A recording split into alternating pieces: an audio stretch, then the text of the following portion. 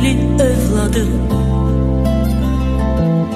Belə övladladır işıqlı sabahı.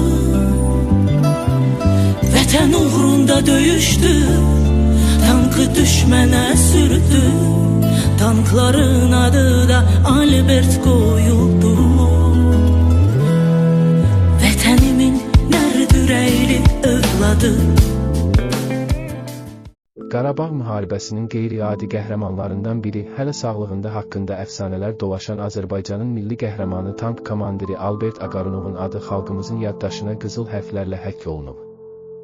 O, doğulub boya başa çatdığı Azərbaycanı sonsuz məhəbbətlə sevirdi.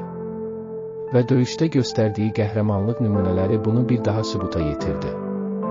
Hələ sağlığında Albertin döyüşçü dostları onu böyük hörmət və ehtiramla Şuşanın əfsanəsi adlandırırdılar.